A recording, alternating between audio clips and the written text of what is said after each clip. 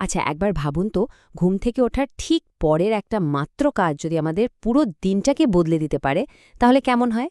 আজকে আমরা ঠিক ওরকমই একটা অভ্যাস নিয়ে কথা বলবো, যা সকালটাকে একেবারে নতুন করে সাজিয়ে তুলতে পারে আর সাফল্যের জন্য একটা দারুণ মঞ্চ তৈরি করতে পারে। চলুন এই ব্যাপারটা একটু গভীরভাবে ঢোকা যাক। ঘুম ভাঙার পর প্রথম কোন কাজটা করা হয় সাধারণত? অ্যালার্মটা বন্ধ করা, নাকি সোজাসুজি ফোনটা হাতে তুলে নেওয়া? আসলে বেশিরভাগ মানুষের দিনই তো শুরু হয় অন্যের পাঠানো মেসেজ, ইমেল বা নোটিফিকেশনের উত্তর দিয়ে। কিন্তু এখানে প্রশ্নটা হলো, দিনের প্রথম মুহূর্তটা কি তাহলে সত্যি আমাদের নিজেদের নিয়ন্ত্রণে থাকে?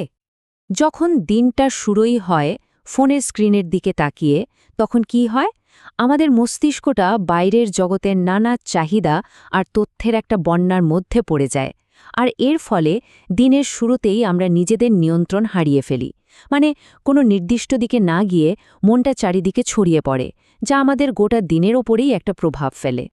চলুন এবার দেখি যে এই সাধারণ সমস্যাটা আসলে কেন এত গুরুত্বপূর্ণ আর কিভাবে এটা আমাদের প্রতিদিনকার জীবনকে প্রভাবিত করে। এই স্লাইডে দুটো সকালে ছবির দিকে তাকালেই পার্থক্যটা কিন্তু পরিষ্কার বোঝা যাচ্ছে।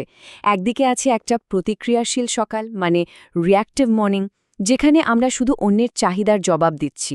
আর অন্যদিকে আছে প্রোঅ্যাক্টিভ সকাল, যেখানে আমরা নিজেরাই আমাদের দিনের চালক, নিজেরাই উদ্দেশ্য ঠিক করছি এবং নিজেদের প্রায়োরিটি অনুযায়ী কাজ করছি।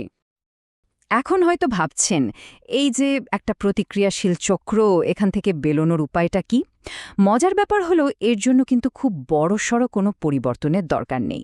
ছোট্ট একটা মাত্র কাজই যথেষ্ট এই পুরো পরিস্থিতিটা বদলে দেওয়ার জন্য।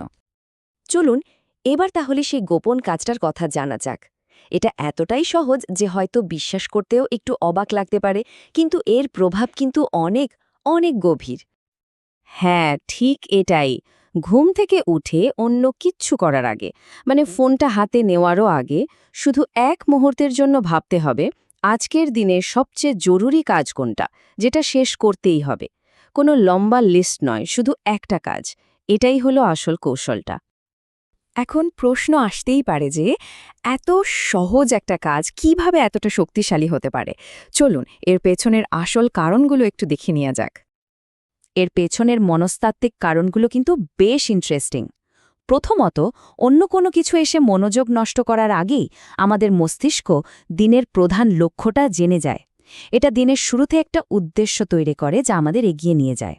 আর এর ফলে সারাদিন ধরে ছোট ছোট সিদ্ধান্ত নিতে গিয়ে যে মানসিক ক্লান্তি আসে, যাকে ডিসিশন ফ্যাটিগ বলা হয়, সেটা অনেক কমে যায়। আর মস্তিষ্ক সাফল্যের জন্য একদম তৈরি থাকে। এই কথাটা কিন্তু বিষয়টাকে দারুণভাবে বুঝিয়ে দেয়। দিনের শুরুটা আমরা যেভাবে করি, আমাদের বাকি দিনটাও কিন্তু সেভাবেই চলে। ঠিক যেমন একটা জাহাজের হাল তার গতিপথ ঠিক করে দেয়, সেরকমই সকালের প্রথম কয়েকটা মিনিট আমাদের পুরো দিনের গতিপথটা ঠিক করে দিতে পারে। বেশ, এবার আসা যাক সবচেয়ে জরুরি অংশে। এই অভ্যাসটা জীবনে প্রয়োগ করা যাবে কিভাবে? চলুন কয়েকটা একদম সহজ ধাপে ব্যাপারটা বুঝে নিই। দেখুন, প্রক্রিয়াটা কতটা সহজ। বিছানা ছাড়ারও কোনো দরকার নেই।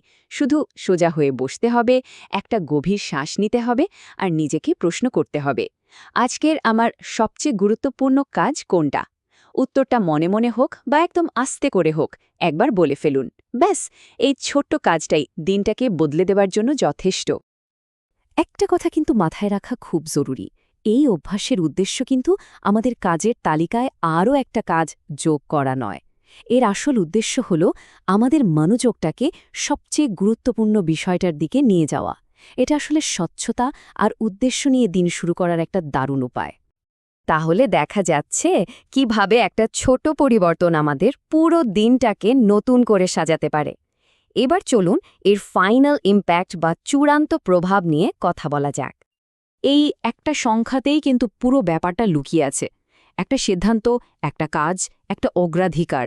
এই একটা জিনিসই কিন্তু আমাদের পুরো দিনের গতিপথকে একটা পজিটিভ দিকে নিয়ে যেতে পারে। শক্তিটা আসলে এই সরলতার মধ্যেই রয়েছে। শেষ পর্যন্ত যেটা দাঁড়ায় তা হল, এই অভ্যাসটা আমাদের সকালকে শুধু প্রতিক্রিয়া জানানোর সময় থেকে নিজেদের উদ্দেশ্য ঘোষণা করার একটা মুহূর্তে বদলে দেয়। এটা নিজের নিয়ন্ত্রণ আর ইচ্ছাশক্তিকে কাজে লাগানোর একটা শক্তিশালী উপায়। এই বিশ্লেষণটা শেষ করার আগে একটা প্রশ্ন রেখে যাই। এই পুরো আলোচনার পর আগামীকাল ঘুম থেকে উঠে দিনের প্রথম কাজটা কি হবে? পুরনো অভ্যাসে ফিরে যাওয়া, নাকি নতুন এই একটা কাজ দিয়ে দিনটা শুরু করা? সিদ্ধান্তটা কিন্তু যার যার নিজের।